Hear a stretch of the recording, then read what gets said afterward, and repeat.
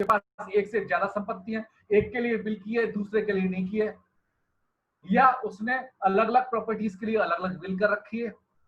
ऐसे केसेस को मैं कैसे हैंडल करूंगा? और जो इससे सबसे बड़ा इशू आता है, कुछ एक बर्निंग पॉइंट और मैं ले रहा हूं, एक आपके पास क्लाइंट है जिसका बहुत साउंड फाइनेंशियल प्रोफाइल है, लेकिन उसकी फैमिली में कोई सक्सेशन नहीं है, कोई बच्चा नहीं है। दूसरा एक केस हो सकता है, उसके पास केवल डॉटर्स हैं, केवल एक डॉटर होती तो मान लेता कोई दिक्कत वाली बात नहीं है, लेकिन जब कई सारे डॉटर होते हैं तो डॉटर के जो हस्बैंड होते हैं वो प्रॉब्लम क्रिएट कर देते हैं। ऐसे प्रॉब्लम को मैं कैसे हैंडल करूंगा?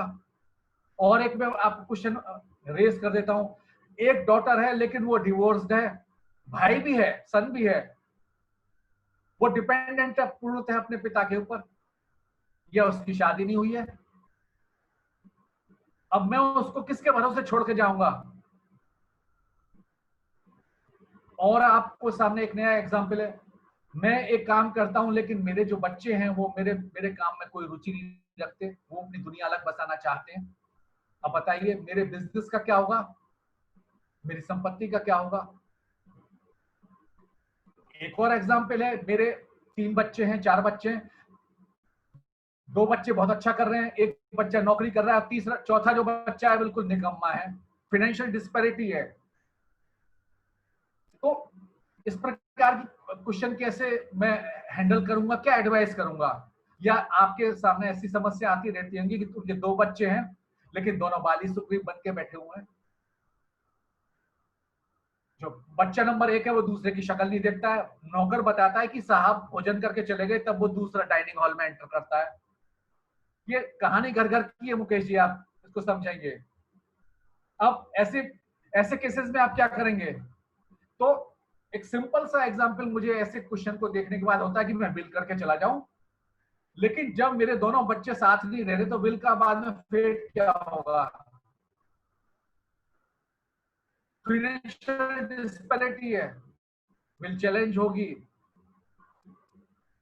डॉटर्स हैं मेरी तो उनके दोनों के हस्बैंड आपस में लड़ सकते हैं, या किसी की डिसेबल्ड डॉटर है, अनमेरिड डॉटर है, डिवोर्स डॉटर कंडीशन के अंदर एप्लीकेबल है। स्टैंडर्ड कंडीशन है तब विल एप्लीकेबल है, लेकिन जब मेरी कंडीशन फ्लक्चुएटिंग है, अनइवन है, बाउंसिंग सिचुएशन है, वहां पर विल एडवाइजेबल नहीं है, तब आप क्या करेंगे? इसलिए मैंने ये टॉपिक आज यहाँ पर चुना है कि इसका केवल एक ही उपाय है कि मुझे इस प्रकार के केसेस को हैंडल करने के लिए एओपी और बीओआई के थ्रू अपने टैक्स प्लानिंग करनी है और क्लाइंट्स को अकॉर्डिंगली मुझे एडवाइस करनी है। तो सॉल्यूशन क्या होता है? जैसे मैंने बताया कि आप किसी ग्रुप हाउसिंग सोसाइटी में रह रहे हैं, मोहल्ला में रह रहे हैं, किसी कॉलोनी में रह रहे हैं, उसकी आरडब्ल्यू बनी हुई है, मोहल्ला सुधार समिति बनी हुई है, तो ये केस क्या होगा? ये होगा AOP BOI having the mutual benefits. दूसरा मैंने बताया, भागवत कथा कराई आपने, कांवड़ सेवा कराई, तो कांवड़ सेवा समाप्त हो गई, तो टैक्सिंग वहीं पर हो जाएगी मेरी समाप्त। मुझे प्रीवियस ईयर के समाप्त होने का वेट नहीं करना है ऐसे केसेस के अंदर। ये स्पेसिफिक इवेंट है, यहाँ पर जो एप्लीकेबल सेक्शन है वो सेक्शन है 174 कैपिटल ए। तो 174 कैपिटल ए जैसे ही मेरा लगा, इसका मतलब क्या है कि स्पेसिफिक इवेंट जिसके लिए वो एओपी या बीओआई फॉर्म किया था, द पर्पस इज ओवर, मेरे टैक्सिंग प्रोविजन वहां पर मेरे लग जाएंगे, मुझे वहां पर उस बीओआई या एओपी को टैक्स के लिए ऑफर करना है। एक तीसरी समस्या मैंने आपको बताई कि चैरिटेबल इंस्टीट्यूशंस हैं, 12 में रजिस्ट्रेशन नहीं है उसका, तो इसको कैसे मैं टैक्स करूंगा? बिल्कुल सिंपल सा है, सेक्शन 167 कैपिटल बी लगाऊंगा, मतलब एओपी का एक केस हो गया जहां मेंबर्स का शेयर डिटरमिनेबल नहीं है। चौथी समस्या हो गई, person doing the some business with some other person doing some other business, लेकिन उसका बिजनेस कुछ अलग है। फॉर एग्जाम्पल जैसे मैंने बताया मुकेश जी के साथ मैंने प्रॉपर्टी परचेज कर ली, तो यहाँ पर मेरा जो स्टेटस मुकेश जी के साथ है वो एओपी हो गया, क्योंकि मेरा और मुकेश जी का काम यहाँ पे प्रॉपर्टी का बिजनेस करना नहीं है, दोनों चार्टर्ड अकाउंटेंट हैं, लेकिन प्रॉपर्टी ज्वाइंट में परचेज की है, तो ये है एओपी का केस। इसको आप पार्टनरशिप नहीं कह सकते। पार्टनरशिप के अंदर गोइंग कंसर्न है सर, बिजनेस होना चाहिए, वो रेगुलर रिकरिंग नेचर का बिजनेस होना चाहिए, मेरा और मुकेश जी का बिजनेस ऐसा नहीं है, दोनों अपने अपने अलग प्रैक्टिस कर रहे हैं। केवल एक प्रॉपर्टी मुकेश जी ने मेरे साथ ली है, दूसरी प्रॉपर्टी उन्होंने किसी दूसरे दोस्त के साथ ली है। तो ऐसे केसेस के अंदर आप क्या है, एओपी को फॉर्म करेंगे। जॉइंटली प्रीमाइसेस ले ली, तो जॉइंटली प्रीमाइसेस के लिए जो प्रॉपर्टी टैक्स का भुगतान हो रहा है, कॉमन मेंटेनेंस हो रही है, कॉमन म्युनिसिपल टैक्सेस जा रहे हैं, कॉमन बिजली के बिल जा रहे हैं, ये एओपी के माध्यम से इनका पेमेंट होगा। फॉर्म अलग अलग चलेंगी, मुकेश जी का काम अलग है, मेरा काम अलग है, लेकिन जो कॉमन खर्चे हैं उसको मैं मैनेज कैसे करूंगा, थ्रू एन एओपी। इस स्ट्रेटेजिक अलायंस मैंने आपके साथ डिस्कस किया कि एक व्यक्ति की एक्स एक्सपर्टीज है, दूसरे व्यक्ति की वाई एक्सपर्टीज है, दोनों साथ साथ चलना चाहते हैं, दोनों एक दूसरे के कमरे में नहीं झांकेंगे, उनके साथ लिव इन रिलेशनशिप है। मुकेश जी का कमरा अलग है, मेरा कमरा अलग है, ये अपने कमरे में रह रहे हैं, मैं अपने कमरे में रह रहे हैं, लेकिन जब मुझे एक पर्टिकुलर काम के लिए साथ देना होता है, मुकेश जी और मैं दोनों हाथ पकड़ के साथ चलते हैं। केवल उस पीस ऑफ वर्क के लिए मैं और मुकेश जी पार्टनर हैं, बाकी दूसरे कामों में मुकेश जी का काम अलग है, मेरा काम अलग है। ये भी केस एक एओपी का है, ये कोई बिजनेस चलाने का केस नहीं है, this is a purely case of an AOP. Taxation after the death BOI का केस है। पर्सनल फैमिली प्रॉब्लम, मैंने आपके साथ कई सारी प्रॉब्लम डिस्कस की, तो उस केस के अंदर क्या है, जो विल वाली जो एडवाइस है वो स्टैंडर्ड कंडीशन में एप्लीकेबल है। यहां पर एडवाइस क्या है कि you should form A private trust. Private trust बनाए, चाहे वो स्पेसिफिक हो या डिस्क्रिशनरी ट्रस्ट हो, और उसके थ्रू प्लान करें, जिससे कि जिस व्यक्ति के हित में आप प्लान करने जा रहे हैं, चाहे वो आपकी डॉटर है, चाहे सन इन लॉ है, चाहे डिसेबल्ड आपका चाइल्ड है, चाहे आपके बाली सुग्रीव वाले बेटे हैं, चाहे फाइनेंशियल डिस्पैरिटी वाला आपका सिचुएशन है, चाहे आपका बिजनेस है जिसको लेके आपके बच्चों में कोई रुचि नहीं है, वो आपकी दुकान पर बैठना नहीं चाहते, तो आप बिजनेस को बंद करेंगे क्या? आंसर है नहीं। मैं एक प्राइवेट ट्रस्ट को फॉर्म करूंगा, तो प्राइवेट ट्रस्ट का क्या स्टेटस होगा, under the provisions of income tax EOP होगा। तो ये मैं मोटा मोटा आज का एक इंट्रोडक्शन दिया कि क्या विषय है और मैं किस विषय पे आज आपको एड्रेस करने वाला हूं।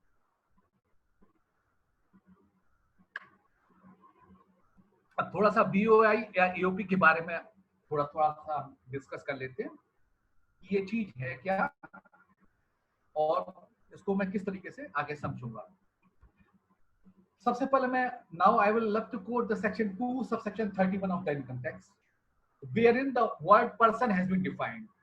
The word person includes, मेरे साथ कैटेगरीज आ गई, इंडिविजुअल हो गया, हिंदू अनडिवाइडेड फैमिली हो गई, कंपनी हो गई, फर्म और एलएलपी हो गया, और जो पांचवा ब्रैकेट है वो कौन सा है, एसोसिएशन ऑफ पर्सन और a body of individual weather incorporated और नॉट। यहां पर जो वर्ड बहुत इंपॉर्टेंट है वो क्या है, वेदर इनकॉर्पोरेटेड और नॉट। यहां पे उसका किसी पर्टिकुलर एक्ट के अंदर समामेलन होना जरूरी नहीं है। मैं और मुकेश जी यहाँ पर कनॉट प्लेस में गोलगप्पे खाने जाते हैं, तो इसका मतलब क्या हुआ कि मेरे और मुकेश जी के बीच में एओपी का फॉर्मेशन हो गया। तो यहाँ पर इस एओपी के लिए कोई मुझे ओपन एओपी, तो again coming to the point, जो पांचवा मेरा ब्रैकेट है वो क्या है कि एसोसिएशन ऑफ पर्सन और a body of individual weather incorporated और नॉट, ये मेरा हुआ। छठा हुआ लोकल अथॉरिटी और सातवां हुआ any artificial judicial person not falling with in any of the preceding सब क्लॉसेस, यानी वो व्यक्ति जो ऊपर कहीं भी नहीं है, includes what, the every artificial judicial person. ये मेरी पर्सन की डेफिनेशन हुई। अब जब मैंने एक मोटे मोटे तौर पे इस डेफिनेशन को पढ़ा, तो इसके क्या परिणाम आए कि जो एसोसिएशन ऑफ पर्सन और बॉडी ऑफ इंडिविजुअल, जिसको मैंने येलो पेंट किया हुआ है यहाँ पर, इस कैटेगरी के अंदर कोई भी एंटिटी फॉल कर रही थी तो वो अपनी रिटर्न ही फाइल नहीं करती थी। वो कहती थी मैं तो कोई बिजनेस नहीं कर रहा हूं, why as to why I should file my return of income, my motive is not to earn the profit. The taxing provision says that your income should be taxed only when you have some income. मेरी तो कोई income ही नहीं है, मैं तो charitable purpose से काम कर रहा हूं, जो आता है मैं खर्च कर देता हूं। लेकिन जब ऐसी सिचुएशन आई तो क्या हुआ, सन 2002 के अंदर इस प्रोविजन को अमेंड किया गया। और अमेंडमेंट में क्या हुआ कि इसके अंदर एक एक्सप्लेनेशन जोड़ा गया।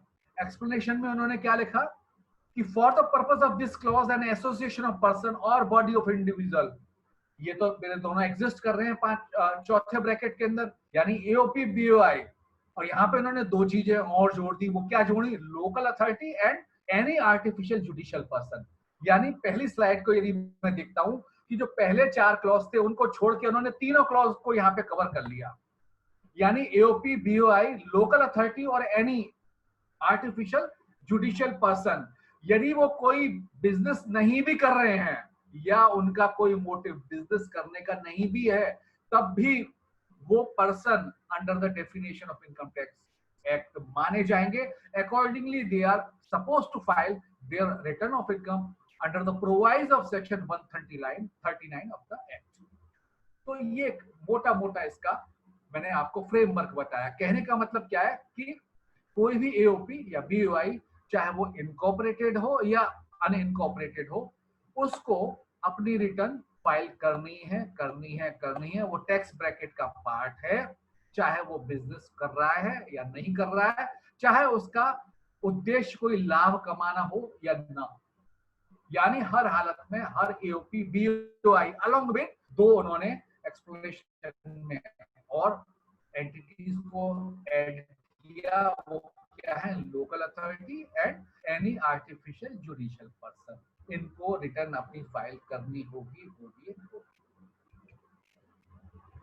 अब इससे रिलेटेड मैं प्रोविजन कैसे पढ़ूंगा, तो मेरा जो इनकम टैक्स एक्ट है वो बहुत चैप्टर्स में, लगभग 43 चैप्टर्स हैं उसके अंदर।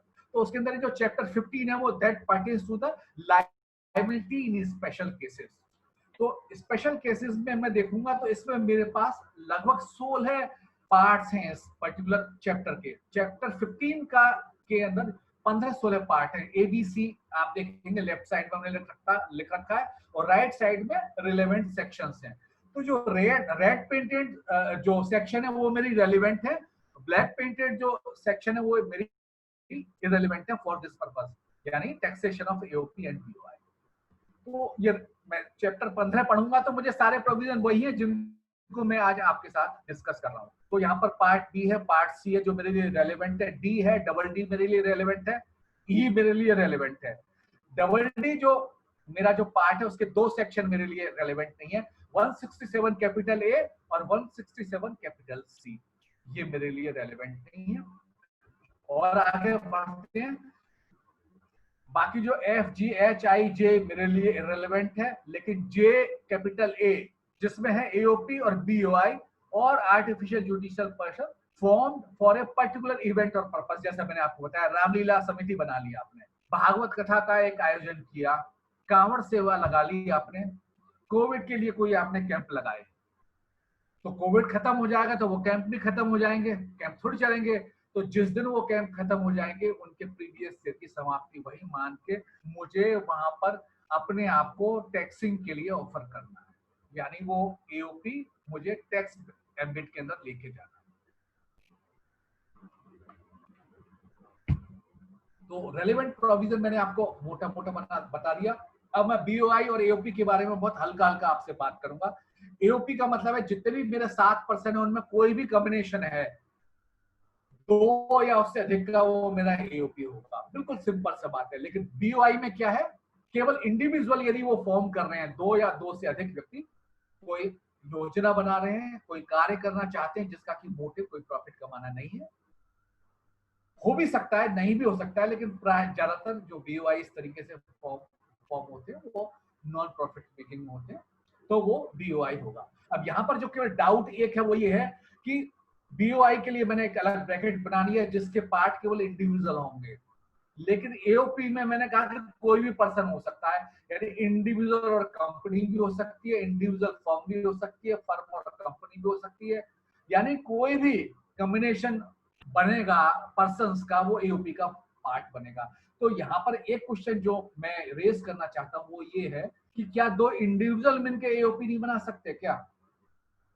तो ये क्वेश्चन थोड़ा सा डिबेटेबल है, क्योंकि दो इंडिविजुअल यदि बन के कोई काम कर रहे हैं तो बीओआई उन्होंने एक अलग बनाया हुआ है, तो बॉडी ऑफ इंडिविजुअल में केवल इंडिविजुअल को इंक्लूड किया है, तो वो एओपी का पार्ट बन भी सकते हैं। एक्सेप्शनल सिचुएशंस ऐसी हैं जहां AOP may be formed by the two individuals, लेकिन इन जनरल दो इंडिविजुअल एओपी फॉर्म नहीं करेंगे। उसके लिए कोई ऐसा कॉम्बिनेशन चाहिएगा जहां इंडिविजुअल के साथ जो दूसरा व्यक्ति है वो नॉन इंडिविजुअल होना चाहिए। तो अन्य शब्दों में any combination between the individual and non individual और between the two non individual, वो कॉम्बिनेशन है वो मेरा एओपी कहलाएगा। और कोई भी कॉम्बिनेशन है जो केवल इंडिविजुअल के साथ चल रहा है वो मेरा बीओआई का पार्ट बनेगा। एक्सेप्शनल केसेस हैं जहां दो इंडिविजुअल के बीच का कोई कॉम्बिनेशन है वो मेरा एओपी बन सकता है।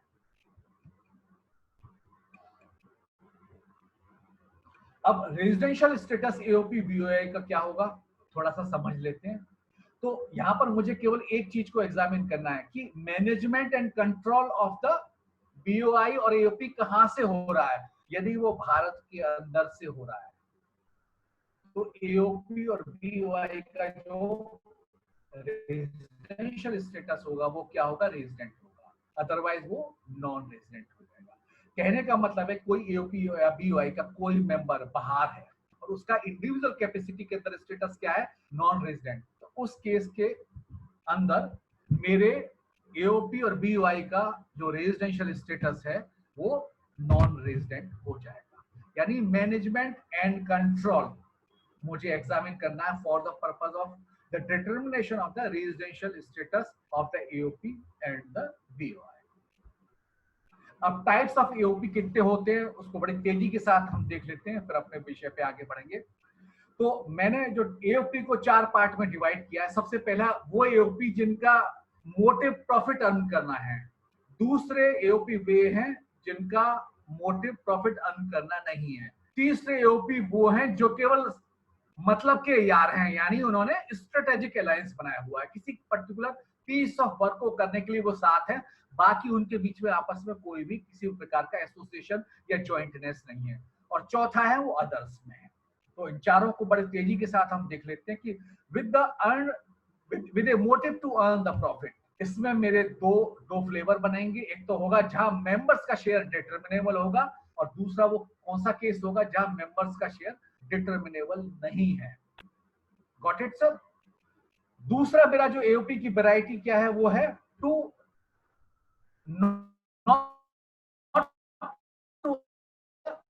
पहला मेरा ब्रैकेट क्या, टू अर्न द इनकम, दूसरा क्या है, not to earn the income, तीसरा स्ट्रेटेजिक अलायंस और चौथा है अदर्स। दूसरे ब्रैकेट में हम आ रहे हैं तो इसको मैं आज कवर नहीं करूंगा। Not to earn the income इसका मतलब है कि नॉन प्रॉफिट मेकिंग ऑर्गेनाइजेशन है, और नॉन प्रॉफिट मेकिंग ऑर्गेनाइजेशन है तो दो प्रकार के भी होंगे, या तो 12A में रजिस्टर्ड होंगे या अनरजिस्टर्ड होंगे।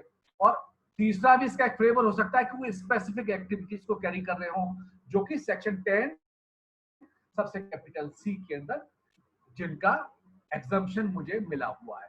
तो इन तीनों चीजों को आज मैं यहाँ पर डिस्कस नहीं करूंगा। यानी चैरिटेबल इंस्टीट्यूशंस या मेडिकल इंस्टीट्यूशंस या एजुकेशनल इंस्टीट्यूशन का कोई भी डिस्कशन आज हम इस एओपी और बीओआई के टैक्सिंग प्रोविजन को डिस्कस करते समय नहीं करेंगे। तो मेरे लिए एओपी में क्या पार्ट हो गए कि एओपी वो जिनका मोटिव प्रॉफिट अर्न करना है, वहां पर मेरे पास दो फ्लेवर हुए, उनका शेयर डिटर्मिनेबल है मेंबर्स का या नॉन डिटर्मिनेबल है, और प्राइवेट ट्रस्ट। अब बीओआई की टाइप में हम आ जाते हैं। तो बीओआई की क्या क्या टाइप्स है वो जरा हम ध्यान से देख लेते हैं। पहला ब्रैकेट वही है with the motive to earn the profit, उसका वही हुआ कि डिटर्मिनेबल और नॉन डिटर्मिनेबल। दूसरा बीओआई की टाइप क्या होगी कि the BOI based on the concept of the mutuality, यानी वो आपसी संबंधों के आधार पर बीओआई का फॉर्मेशन हुआ है। तो बीओआई दूसरा हुआ। तीसरा क्या हुआ कि लायबिलिटी इन स्पेशल केसेस, मैंने बताया डेथ हो गई किसी की, उसने बिल छोड़ी हुई है, बिल नहीं भी छोड़ी हुई है, तो ऐसे केसेस के अंदर taxing provision after the death कैसे लगेंगे, तो वो बीओआई की तरह वो चीजें टैक्स्ड होंगी, और उसके लिए जो प्रोविजंस है वो हम लास्ट में डिस्कस करेंगे। तो एओपी और बीओआई के दोनों टाइप्स को यदि हम मिक्स कर देते हैं तो नटशेल में मेरे पास क्या क्या टाइप्स बच जाती हैं, तो उसको हमने स्लाइड में हम बताया कि सबसे पहला बीओआई एओपी की टाइप क्या हुई, जहां मेंबर्स का शेयर डिटर्मिनेबल है। तो इसमें हम केवल डिस्कस करेंगे वो बीओआई या एओपी जो प्रॉफिट मेकिंग मोटिव के साथ फॉर्म किए गए हैं, ठीक है ना। दूसरा नॉट डिटर्मिनेबल है और जिनका मोटिव प्रॉफिट अर्न करना नहीं है, उसको आज हम डिस्कस नहीं करेंगे। यानी 12A वाले एओपी, स्पेसिफिक एक्टिविटीज यानी 1023C वाले, और जिनका रजिस्ट्रेशन नहीं है उसको हम यहाँ पर डिस्कस नहीं करेंगे, ठीक है ना मुकेश जी। अब हम यहाँ पे डिस्कस करेंगे नॉट डिटर्मिनेबल में केवल एक चीज रहती है कि कंसेप्ट ऑफ म्यूचुअलिटी को हम यहाँ पे आज डिस्कस करेंगे। तीसरा जो मेरे पास वैरायटी आई वो क्या है कि स्ट्रेटेजिक अलायंस मतलब की आ रही, जैसे मैंने बताया। चौथा हुआ प्राइवेट ट्रस्ट और पांचवा हुआ लायबिलिटी इन स्पेशल केसेस। ये मेरे आज के 5 फाइनल डॉट्स होंगे जिसके बारे में हम डिस्कस करेंगे। तो सबसे पहले हम उन एओपीज के बारे में डिस्कशन शुरू कर देते हैं। जैसे मैंने या मुकेश जी ने एक प्रॉपर्टी परचेस कर ली, तो ये मेरा और मुकेश जी का एक एओपी बन गया। तो एओपी का क्या है, जहां प्रॉफिट का डिटर्मिनेशन है, शेयर्स का डिटर्मिनेशन है। जो मेरे कागज हैं या मैंने जो डॉक्यूमेंट एग्जीक्यूट किए, वहां पर मुकेश जी का शेयर 60% है, मेरा 40 है, या मेरा 50 है, मुकेश जी का 50 है, जो भी है। यानी मेरे और मुकेश जी के बीच में जो प्रॉफिट का स्टेक है वो मेरा डिसाइडेड है। तो एओपी बन गया। तो इस प्रकार के जितने भी एओपी है, इसके कई सारे फ्लेवर हो सकते हैं। मैं और मुकेश जी चार्टर्ड अकाउंटेंट हैं, लेकिन हम लोगों ने कहा कि चलो अपन, अभी तो देखिए इस समय कोविड-19 की सिचुएशन है, हम हांगकांग घूमने आते हैं और भारत से आम ले जाएंगे, वहां पे बेचेंगे, बेचने से जो प्रॉफिट होगा उसको आधा आधा बांट लेंगे, साथ में घूम भी लेंगे। तो एओपी बन गया ये। तो यहाँ पर मेरा और मुकेश जी के बीच में जो प्रॉफिट कमाया जाएगा वो डिटर्मिनेबल है या नहीं है, ये मुझे डिसाइड करना है। यदि है तो मेरी टैक्सिंग प्रोविजन कैसे होंगे, 167 कैपिटल बी के हिसाब से होंगे, अदरवाइज मुझे दूसरी तरीके से अपने टैक्सिंग प्रोविजन को देखना है। तो अब तेजी के साथ इन प्रोविजन पे हम आगे बढ़ जाते हैं। इससे पहले मैं एक और बता देता हूँ कि एओपी में मेरे पास एक फ्लेवर और है जिसको मैंने यहाँ पर इंक्लूड नहीं किया है। वो फ्लेवर क्या है, कई दफे ऐसा होता है कि in case of an assessment of A partnership form, यदि असेसिंग ऑफिसर को ऐसा लगता है कि जो पार्टनरशिप फर्म है उसमें जो पार्टनर्स को रेम्यूनरेशन और इंटरेस्ट दिया गया है, उसके लिए उस पार्टनरशिप डीड में कोई भी प्रावधान नहीं है। यानी पार्टनरशिप डीड है उस पार्टनरशिप फर्म की, वो in relation to the interest payable to the partners and remuneration payable to the partners है, उसके संदर्भ में वो रेसाइट प्रॉपर नहीं कर सकती, वेग है। हाँ मुकेश जी। सर एक क्वेश्चन आ रहा है, वो अभी बीच में ले सकते हैं या बाद में लें? बाद में लें तो मेरे ख्याल से तब ठीक रहेगा। वैसे पूछ रहे हैं, अभी आपने पूछा है तो क्या क्वेश्चन है? किसी ने पूछा है कि हस्बैंड और वाइफ ने मिलकर के एक रेसिडेंशियल प्रॉपर्टी खरीदा है, तो क्या ये एओपी हो जाएगा? एओपी में टेक्स्ट होंगे? नहीं, देखिए ये आपके फ्लेवर पे, हस्बैंड वाइफ ने प्रॉपर्टी परचेस किया है, सबसे पहले तो हस्बैंड वाइफ के बीच में इस प्रकार के आप कोई भी फॉर्मेशन को प्रेफर ना करें। हस्बैंड वाइफ को हस्बैंड वाइफ रहने दें, उसको आप किसी नए फ्लेवर में नहीं पा गए, उसको नए फ्लेवर में आप उसे आइसक्रीम को नहीं जमाएं। पहली बात तो आप इस फ्लेवर को दूसरी तरीके से लें कि मैं और मुकेश जी चार्टर्ड अकाउंटेंट हैं, लेकिन एक प्रॉपर्टी हमने जॉइंट में खरीद ली, लेकिन मैंने दूसरी प्रॉपर्टी एक राम के साथ और खरीद ली, तीसरी प्रॉपर्टी वहां पे राम, श्याम और घनश्याम और मुकेश जी भी पार्टनर हैं। तो अब यहाँ पर चारे जो 3 या 4 या 2 मेरे जितने भी प्रॉपर्टीज हैं, चारों के अलग अलग फ्लेवर हैं। तो ऐसे केसेस में मैं पार्टनरशिप नहीं कह सकता, ऐसे फ्लेवर को मैं क्या बोलूंगा, एओपी है। और एओपी कितने हुई, जितनी प्रॉपर्टी मैंने परचेज की उतनी ही एओपी बन गई। तो हस्बैंड वाइफ के केस में मैं स्पेसिफिकली आपको बोलूंगा, आप इस प्रकार की कोई एडवाइस ना करें। ये आप, क्योंकि हस्बैंड वाइफ के साथ जितनी प्रॉपर्टी खरीदेंगे वो हस्बैंड वाइफ ही रहेंगे, उनके बीच में रिलेशन चेंज नहीं होगा, ना कोई प्रॉफिट चेंज होगा। लेकिन मैं और मुकेश जी के साथ एक प्रॉपर्टी परचेस कर रहा हूं, तो दूसरी प्रॉपर्टी में जरूरी नहीं है कि मैं और मुकेश जी ही पार्टनर हों। मुकेश जी भी अपना पार्टनर साथ ही बदल सकते हैं और मैं भी बदल सकता हूं। तो इस प्रकार के केस के लिए आप इस पर्टिकुलर प्रॉब्लम को समझें और एड्रेस करें। हस्बैंड वाइफ के रिलेशन में इस प्रकार की चीजों को ना लाई, ये मेरी एडवाइस है। बाकी तो देखिए प्रोफेशन खुला है, आप भी अपने हाथ आजमा सकते हैं, मैं भी आजमा सकता हूँ, मैं भी एडवाइस दे सकता हूँ, अपना अपना एक्सपर्टीज है, अपना एक्सपोजर है। बट ये क्वेश्चन आया सर, ये डेफिनेशन में जो है वेदर रजिस्टर्ड और नॉट, तो यहाँ पे एओ आप कह सकते हैं कि हम आपको एओपी मान लेंगे हस्बैंड वाइफ के केस में? मैंने बताया ना, आप हस्बैंड वाइफ को न लें तो ज्यादा अच्छा रहेगा। ये मैं आपसे बार बार डिस्क्लेमर दे रहा हूं। आप इसको मैं और आपके बीच में क्यों नहीं ले रहे सर आप? यस। क्योंकि हस्बैंड वाइफ एक दूसरा फ्लेवर है, वो ऑलरेडी सेटल्ड फ्लेवर है सर। वो तो जब ही हटेंगे जब तलाक हो जाएगा उनके बीच में। Yes yes. तो उनके बीच में आप नया फ्लेवर ना क्रिएट करें सर। उनको हस्बैंड वाइफ ही रहने दें। आप इस प्लेयर को मुझे और आपको लेके एड्रेस करें। ये एओपी होगा। और वो एओपी क्या है? केवल प्रॉपर्टी से रिलेटेड है सर। हर जगह एओपी नहीं है। मैं मुकेश जी के बिजनेस में पार्टनर नहीं बन जाऊंगा, मुकेश जी मेरे बिजनेस या मेरे प्रैक्टिस में पार्टनर नहीं बन जाएंगे। तो जो वहां पे वर्ड किया है यूज, सेक्शन 2 सबसेक्शन 31 का क्लॉज स्मॉल 4 जो है, वहां पर एनी एसोसिएशन ऑफ पर्सन और body of individual weather incorporated और अदरवाइज, ये वर्ड यूज किया गया। इसका मतलब ही है। और कोई क्वेश्चन है सर? यहाँ सर मेरे और आपके बीच में जो एओपी क्रिएट हो रही है, तो इसके लिए एक सेपरेट आईटीआर जाएगा? तो मेरे और आपके जो प्रॉफिट का डिटरमिनेशन कैसे करेंगे आप? अगर हमने एक प्रॉपर्टी खरीदा और उसमें देखिए केवल एक, देखिए आप इलाज मरीज को देख के करेंगे। केवल एक प्रॉपर्टी है तो उसको मैं मैनेज कर सकता हूँ। yes. लेकिन मैंने 5 प्रॉपर्टी परचेस कर रखी है। अब आप मुझे बताएं, मुझे आप एडवाइस क्या करेंगे? और पांचों प्रॉपर्टियों में मेरे जो रेशो है वो डिफरेंट है, और पांचों प्रॉपर्टी में मेरे 5 पार्टनर हैं, अलग अलग हैं। अब मुझे आप बताइए, तो 5 आईटीआर सेपरेट तो नहीं जा सकता?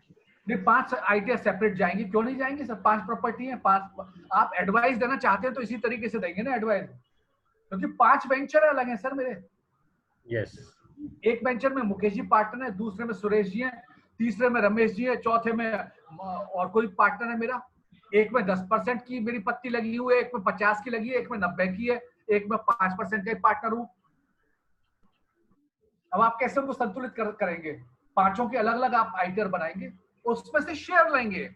मैं वही बता रहा हूं।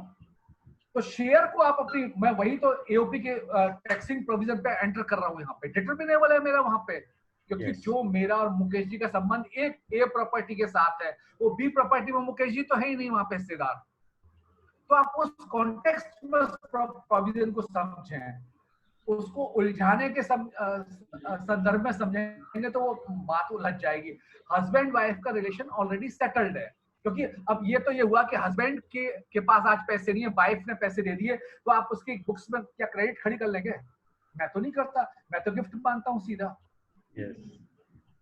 या मैंने 10,000 रुपए वाइफ को दे दी, वाइफ ने कहीं उसको खर्च कर दिया, तो मैं क्या उससे रिकवरेबल में बताऊंगा क्या? मैं तो नहीं बताऊंगा, मैं तो उसे गिफ्ट बताऊंगा, क्योंकि ये तो आपसी का व्यवहार है। तो इस प्रकार के क्लोज रिलेशंस में आप इस प्रकार के प्रोविजन को, एओपी को खड़ा करेंगे तो ये तो जो है वो स्वाद बड़ा बिटर सा बन जाएगा। अमृत की जगह विष सा बन जाएगा। जो इंटेंट है मेरे क्वेश्चन को एड्रेस करने की, वो इंटेंट इस तरीके से है। केवल एक पर्टिकुलर काम मैं आपके साथ कर रहा हूं। अभी मास्क का सीजन चल रहा है, मेरे पास कुछ ऑर्डर आए हुए हैं, मेरी जुगाड़ है, मुकेश जी के पास मास्क बनाने की फैक्ट्री है, तो मैं केवल एक काम के लिए मुकेश जी के साथ पार्टनर हूं। तो ये क्या पार्टनरशिप थोड़ी हो गई? ये तो जिस दिन मास्क का सीजन खत्म हो जाएगा, ये मेरा काम भी खत्म, तो ये मेरा एओपी बन गया। आप इसे पार्टनरशिप थोड़ी कह सकते हैं, क्योंकि पार्टनरशिप के साथ एक क्लॉज होता है कि partnership shall be at will. ये क्लॉज लगाया जाता है पार्टनरशिप के अंदर। आप कोई भी डीड पढ़ें, उसके साथ उसकी लेंथ का डिटर्मिनेशन है। एओपी में क्या है कि जब मेरा काम पूरा हो जाएगा, मेरा एओपी भी खत्म। जो डिटर्मिनेबल जो प्रॉफिट होते हैं वहां पर इसी तरीके के क्लॉसेस होते हैं, तभी ये मैं यहाँ पे प्रोविजन डिस्कस कर रहा हूँ। So I was discussing the types of AOP, मैंने आपके साथ डिस्कस किया। तो यहाँ पर जो बीच में आपने क्वेश्चन रेस किया, उस समय मैं आपके साथ डिस्कस कर रहा था कि एक चीज यहाँ पर छूट गई है। वो एक चीज क्या छूटी है कि कई दफे असेसिंग ऑफिसर पार्टनरशिप फर्म के केस में ये देखता है कि जो partnership deed which has been produced before him as an evidence to treat a particular person as a firm or LLP, वहां पर जो रेम्यूनरेशन का क्लॉज और इंटरेस्ट का क्लॉज है वो वेग है, वो प्रॉपरली रिसाइटेड नहीं है। तो उस केस के अंदर वो क्या करेगा? पार्टनरशिप को असेस कैसे कर लेगा? एज एन एओपी कर लेगा। यही प्रॉब्लम मैंने यहाँ पे लिया। तो इस प्रोविजन को भी आप ध्यान रखें। कई दफे पार्टनरशिप फॉर्म भी मेरी एओपी के रूप में असेस हो जाती है, प्रोवाइडेड यदि मेरे रेम्यूनरेशन से रिलेटेड और इंटरेस्ट से रिलेटेड जो क्लॉजेज है इन द पार्टनरशिप डीड वो प्रॉपर रिसाइट नहीं कर रहे, यानी वो कोई क्लैरिटी नहीं दे रहे, कोई डिटर्मिनेबल मेरे वहां पर वर्जन नहीं निकल के आ रहे, तो उस केस के अंदर असेसिंग ऑफिसर उसको वो एओपी करके असेस कर देगा। तो यहाँ पर पीएफएएस और पीईएओपी ये वही दो कंसेप्ट है जो मुझे बार बार पढ़ाए जाते हैं कि partnership form assessed as such, यानी पीएफएएस ये मेरा टैक्सिंग स्ट्रक्चर हो गया। दूसरा क्या हुआ कि partnership form assessed as an AOP यानी पीएफएओपी। तो इन दोनों तरीके से भी मेरी पार्टनरशिप फॉर्म असेस हो जाएगी। तो एओपी का एक ये नया फ्लेवर और भी है जिसको आपको याद रखना है। Accordingly the provision of section 167 small b shall apply. अब वो कैसे अप्लाई होंगे, किस तरीके से आप एओपी को टैक्सिंग एम्बिट में लाएंगे? सबसे पहले एओपी की इनकम को आप हेडवाइज क्लासिफाई करेंगे। हेडवाइज क्लासिफिकेशन का मतलब HP, BP, capital gain, other sources में आप डिवाइड कर लेंगे।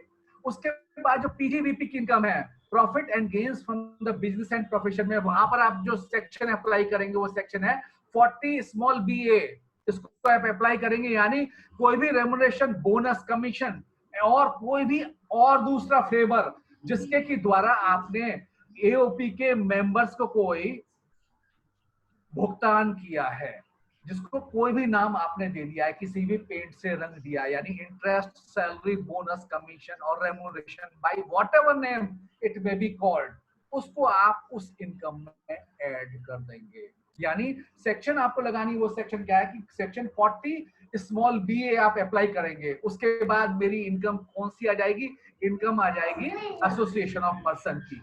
ये मेरा पहला स्टेप है। स्टेप नंबर 1 मैंने क्या बताया? You divide your income of AOP और the BOIP in the different heads. Salary की इनकम होगी नहीं तो मेरे पास हेड कितने बचे? कुल 5। ठीक है ना सर? Yes sir. 5 में 3 हेड के बारे में मुझे कोई ज्यादा डिस्कस नहीं करना है। पीजीबीपी की इनकम में यदि आपने मेंबर्स को कोई इंटरेस्ट, सैलरी, बोनस, कमीशन या रेम्युनरेशन पे किया, उसको आपको ऐड कर देना है। अब मेरी पीजीबीपी से इनकम हो जाएगी और दूसरे सोर्सेस की इनकम मुझे पता ही है। अब मैं सारी इनकम को जोड़ दूंगा तो मेरी ग्रॉस टोटल इनकम आ जाएगी। ग्रॉस टोटल इनकम आने के बाद मुझे चैप्टर 6 कैपिटल ए में जितने भी डिडक्शन अवेलेबल हैं, एओपी बीओआई के लिए जो डिडक्शन जो अवेलेबल है वो केवल 3 डिडक्शंस हैं। 80 कैपिटल जी है, 80 डबल जी है और 80 डबल जी सी। ये 3 मुझे डिडक्शंस देनी है। ये तीनों डिडक्शन मेरी क्या है? देखिए चैप्टर कैपिटल 6 से is divided into how many parts? Part number small A, small B, small C, small C A और डी। 4 पार्ट में चैप्टर 6 से डिवाइडेड है। तो जो स्मॉल बी है यानी deduction in relation to the payments, तो पेमेंट्स से जो रिलेटेड डिडक्शन है उसमें केवल 3 डिडक्शन मेरे पास अवेलेबल है जो एओपी या बीओआई को मिलेंगी। अब जो मेरा जो चैप्टर 6 का जो क्लॉज जो ब्रैकेट कौन सा है? Small c. वो क्या है कि deduction in relation to the income. तो यदि कोई एओपी बीओआई ऐसा बिजनेस कर रहा है जिसकी डिडक्शन मुझे स्पेसिफाइड सेक्शन में मिलती है, यानी 80 एच से लेके 80 आईडीआईई तक, तो उसकी डिडक्शन भी मैं एओपी बीओआई को दूंगा। फिर मैं बता दूं, आपने चारों हेड में इनकम ली, पीजीबीपी की इनकम में आपने 40 बीए लगाया, रेम्युनरेशन, इंटरेस्ट और जो भी चीज आपने बोनस वगैरह किसी मेंबर्स को दी उसको ऐड कर दिया। उसके बाद ग्रॉस टोटल इनकम निकाली। ग्रॉस टोटल इनकम निकालने के बाद आपने चैप्टर 6 कैपिटल ए की डिडक्शन क्लेम की। उसके बाद आपकी जो इनकम आएगी वो क्या होगी? मेरी taxable income of the AOP BOI होगी। अब मुझे क्या चेक करना है? वो मुझे देखना है।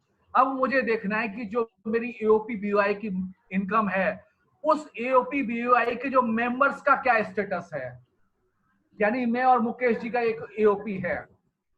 अब मैंने इनकम निकाल ली, इनकम आ गई मेरी, लेट से इनकम आई 2,80,000 रुपए।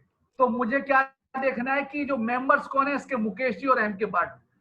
मुकेश जी रिटर्न फाइल कर रहे हैं या एम के भट्ट रिटर्न फाइल कर रहा है या नहीं कर रहा है। तो यहाँ पे 3-4 फ्लेवर आ रहे हैं, वो तीनों फ्लेवर में आपके साथ डिस्कस कर रहा हूँ।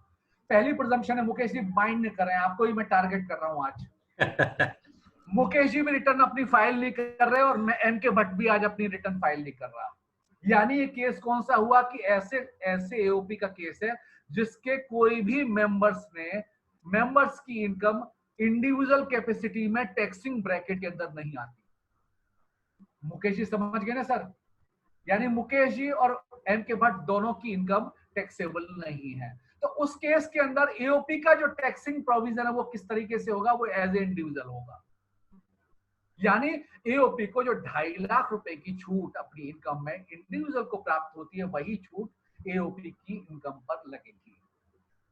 समझ में? अब उससे जो शेयर मिलेगा वो क्या होगा? मेरी और मुकेश जी की इनकम में जोड़ा जाएगा। मुकेश जी जहां भी कोई डाउट हो मुझसे आप साथ के साथ पूछते हैं। समझ में आया?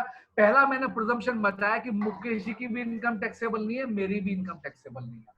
दूसरा केस क्या है कि मुकेश जी टैक्स देते हैं, मैं नहीं देता। मुकेश जी टैक्स देते हैं, मैं टैक्स नहीं देता। और तीसरा फ्लेवर क्या है कि मैं तो टैक्स देता हूं, वो तो नॉर्मल रेट पे देता हूं, लेकिन मुकेश जी हैं वो एनआरआई हैं। मुकेश जी टैक्स देते हैं वो 40% से दे रहे हैं। एक नॉन रेजिडेंट कंपनी है मुकेश जी। तो ऐसे केस में मेरी टैक्सिंग प्रोविजन क्या होंगे?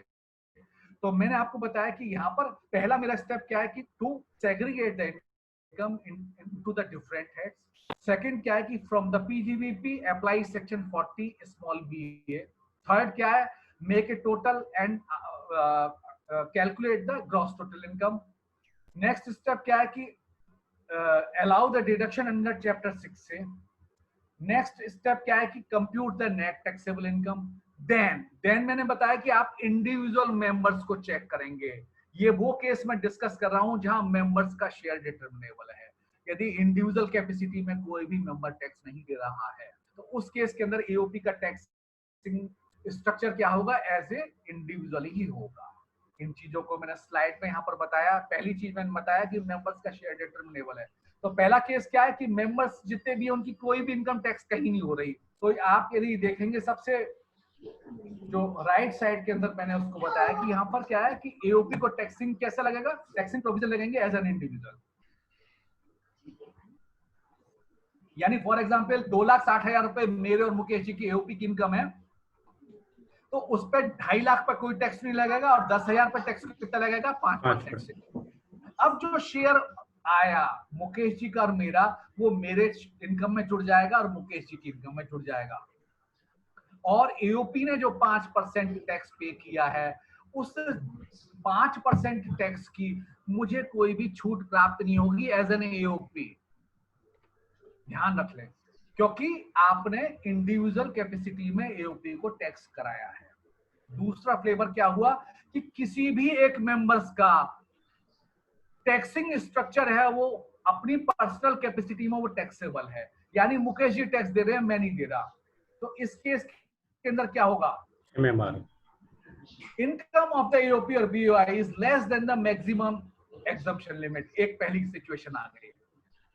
यदि मैक्सिमम तो क्या होगा? Share of the profit will be included in the total income of the members and no rebate will be allowed. तीसरा क्या है कि मुकेश जी एक ऐसी पोजीशन पे काम कर रहे हैं जहां इनकी इनकम बहुत ज्यादा है, यानी 40, मतलब एनआरआई हैं ये। तो यहाँ पर तो मैं इंडिविजुअल के रूप में एओपी को टैक्स कर रहा हूं, लेकिन एनआरआई के जो नॉन रेजिडेंट कंपनी है तो वहां पे 40 प्लस वो टैक्स जाएगा। तो उस केस के अंदर टैक्स एओपी कैसे देगा? एओपी उस हिस्से के ऊपर जो कि मुकेश जी का है, उस हिस्से के ऊपर टैक्स तो वो उस रेट से देगा जिस रेट से मुकेश जी टैक्स दे रहे हैं। और बचे हुए हिस्से पर वो टैक्स किस तरीके से देगा? एमएमआर। समझ में आया सब? एग्जाम्पल के द्वारा मैं समझा रहा हूं। यहाँ पर मैंने एक एग्जाम्पल यहाँ पे आपके सामने दिया। Taxable income of the AOP is the 2,30,000 रुपए, including the long term capital gain of the 70,000 रुपए। शेयर्स जो इंग्रेडिएंट्स हैं एओपी के वो 3 है, XYZ, B और A। XYZ का शेयर है 45%, A का है 45% और B का है 30%। XYZ की कोई और इनकम नहीं है, लेकिन A और B की और इनकम है वो 30,000 और 13,000 रुपए। अब टैक्सिंग प्रोविजन कैसे लगेंगे?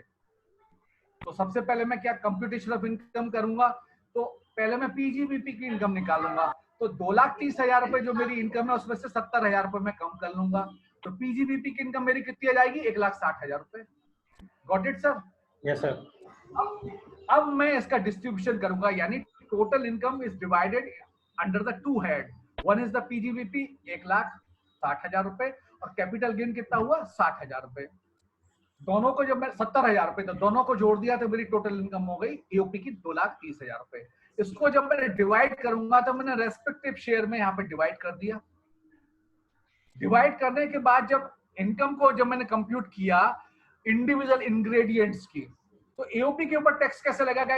एओपी के सबसे लास्ट वाला कॉलम देख रहे हैं एओपी, वहां पर 100% जिसके ऊपर लिखा है, मुकेश जी देख रहे हैं ना आप? Yes sir.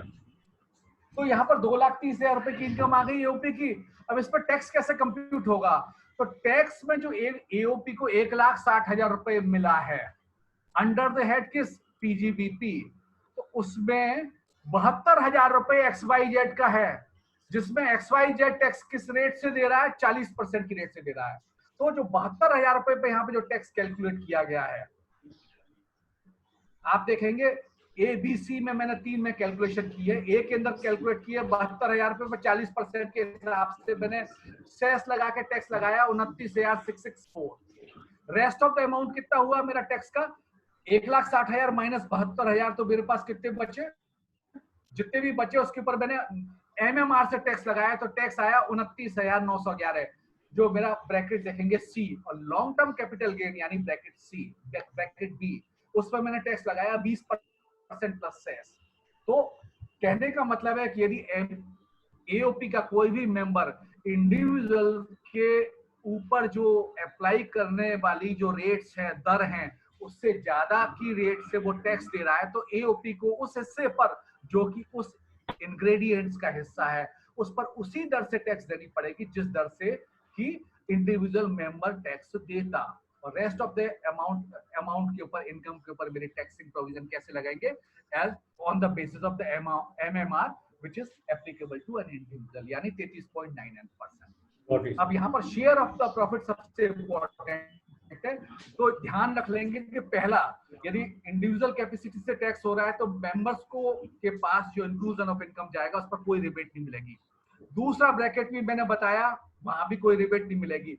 रिबेट केवल उस केस में मिलेगी, उस केस में जहां एओपी ने अब इंडिविजुअल के ऊपर अप्लाई होने वाली रेट या MMR से ज्यादा टैक्स जितना दिया है उसे मैक्सिमम मार्जिनल रेट से उसको छूट मिल जाएगी। यानी टोटल इनकम में उसका हिस्सा कितना आया, उसके हिसाब से इफेक्टिव रेट कितनी आई, और उसको शामिल करने पर मेरे ऊपर एक्स्ट्रा बर्डन कितना आया, उतनी छूट उसको सेक्शन 87 कैपिटल बी के अंदर मिल जाएगी उस मेंबर्स को जिसने उस इनकम को अपनी इनकम के अंदर शामिल किया। ये एओपी का टैक्स। जहां डिटर्मिनेबल नहीं है, बिल्कुल सीधा MMR से टैक्स लग जाएगा, और यही सारे प्रोविजन उस सोसाइटीज के ऊपर लगेंगे, उस ट्रस्ट के ऊपर लगेंगे जिन्होंने 12 कैपिटल ए में रजिस्ट्रेशन नहीं लिया है। ठीक है ना? तो ये मैंने ब्रॉडली आपके साथ एओपी के प्रोविजन बताए।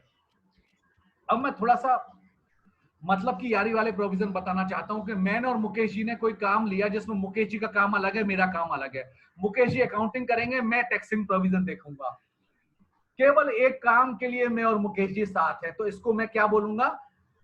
समझने के लिए बोलूंगा, मतलब की यारी है, लेकिन मैं टैक्सिंग प्रोविजन में बोलूंगा कि this is a sort of a case of an strategic alliance. This is a case of strategic alliance, यानी किसी नीति के तहत मैं और मुकेश जी साथ हैं। तो इस केस के अंदर मैं क्या करूंगा? अपोर्शनमेंट ऑफ रिसीट करूंगा, यानी जितनी रिसीट से मुकेश जी कहते हैं मेरी कॉस्ट ज्यादा आती है तो 60% मेरा है, आप तो केवल टैक्स प्रोविजन देखते हो तो 40% आपका है। तो 60% में मुकेश जी अपना खर्चा कर रहे हैं, 40% में मैं अपना खर्चा कर रहा हूं, तो दोनों अपने अपने इनकम के अंदर अपने अपने प्रॉफिट को अलग अलग कंप्यूट करेंगे। यानी एओपी के हाथ में कोई टैक्स नहीं लगेगा।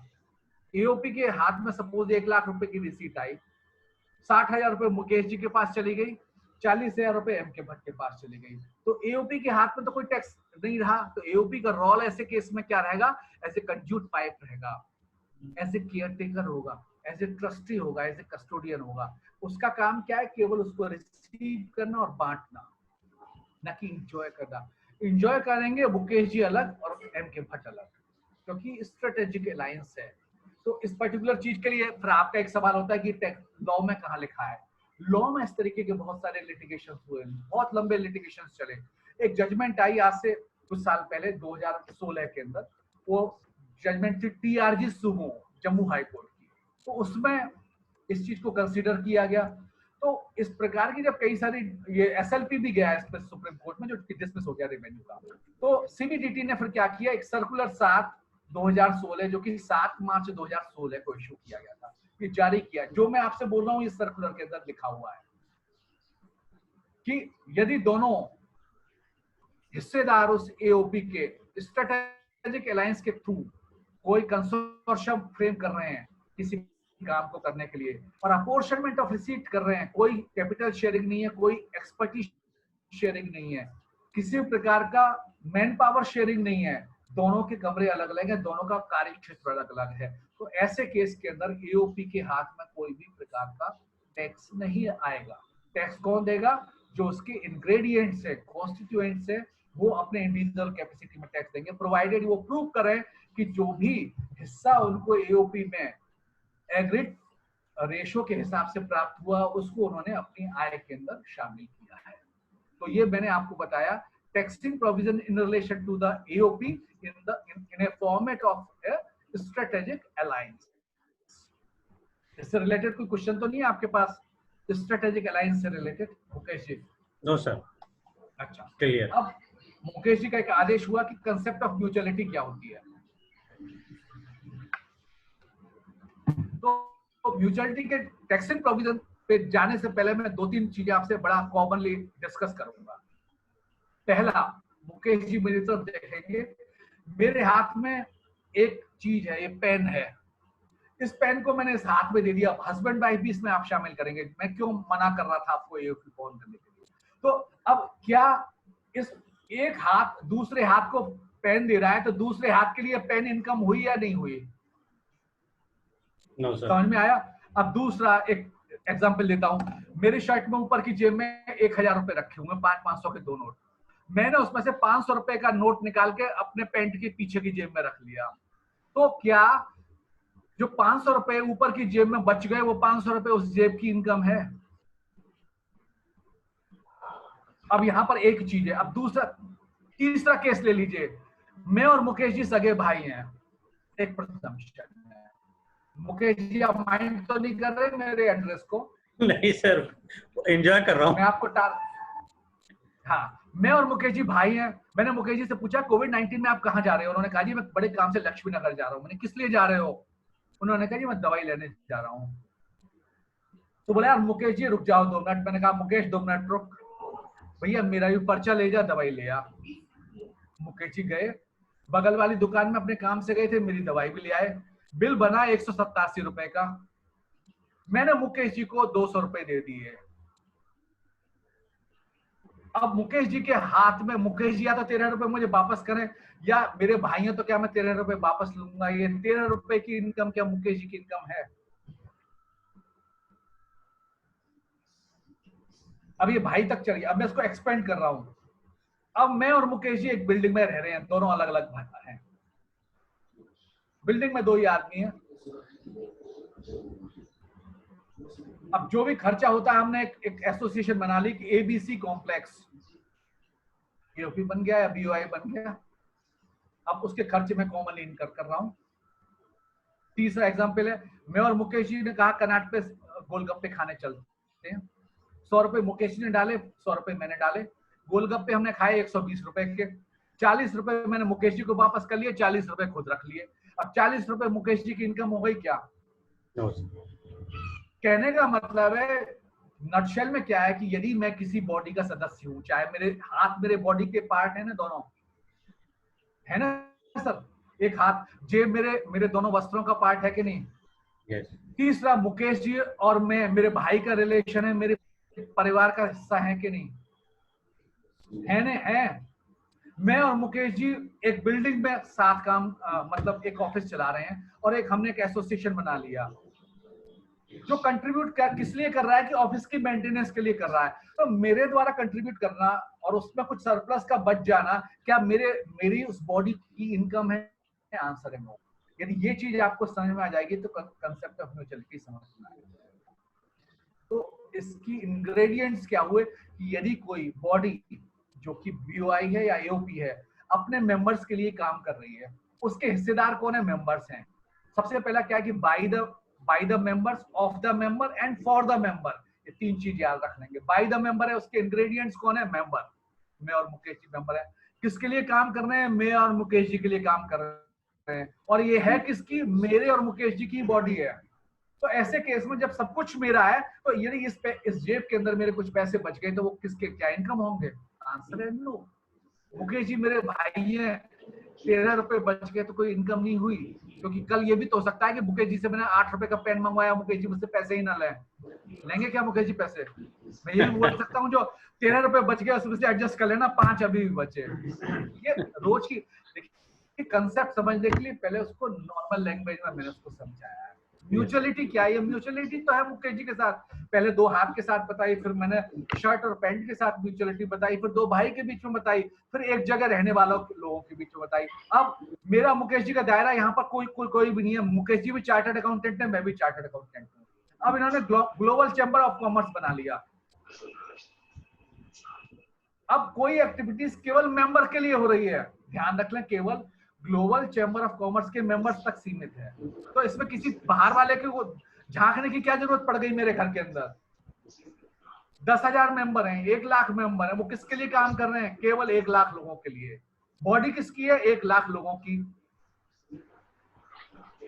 तो इसमें यदि कोई काम करने से कोई सरप्लस होता है, नॉन प्रॉफिट मेकिंग है, अनडाउटली नॉन प्रॉफिट मेकिंग है एक्टिविटीज, तो वो सरप्लस किस एक्ट के अंदर, किस प्रावधान के अंदर टैक्स होगा? सेक्शन 224 224 साइलेंट है इस पे। तो इस प्रकार के स्टेटस जो कि कंसेप्ट ऑफ म्यूचुअलिटी पर बेस्ड है, उसको मैं क्या बोलूंगा? Taxing neutral.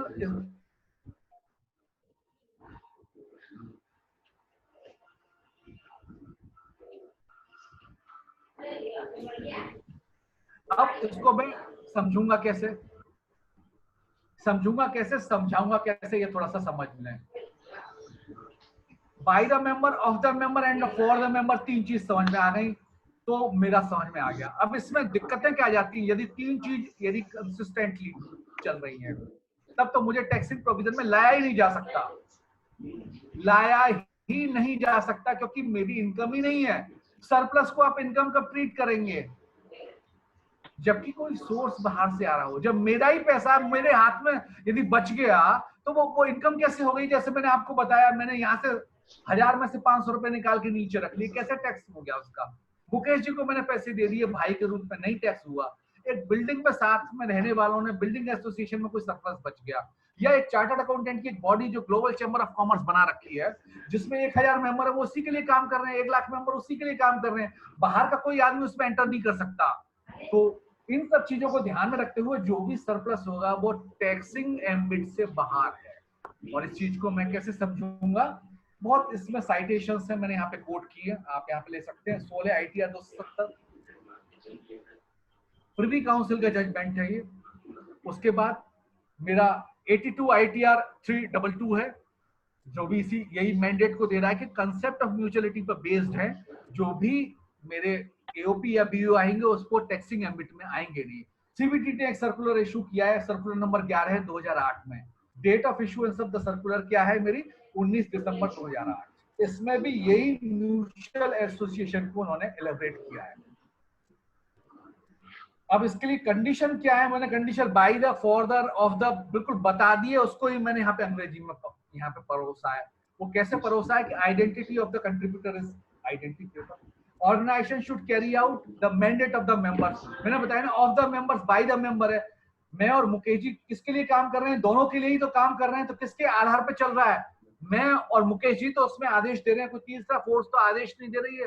तो organisation should carry out the mandate of the members. और तीसरा क्या है कि इसका जो उद्देश्य है वो it should be a non profit making. यदि 3 ये मेन इंग्रेडिएंट्स सेटिस्फाइड होते हैं So such kind of the entities cannot be bought under an ambit of the Income Tax Act. Equally यहाँ पर मैं थोड़ा सा अपने एक्सपोजर को बढ़ा रहा हूँ, इनडायरेक्ट टैक्सेस में भी यहाँ पर कोई प्रोविजन टैक्स के नहीं लगाए जा सकते। फॉर एग्जाम्पल, यदि मुकेश जी को मैं कोई पेन बेच देता हूँ, पेन बेचता हूँ एज ए मेंबर, और पेन से मैं एक रुपए कमाता हूँ, लेकिन एक रुपए जो कमाया हुआ उसको बाहर नहीं ले जा रहा, तो उसके ऊपर मुझे जीएसटी के प्रोविजन भी नहीं लगेंगे।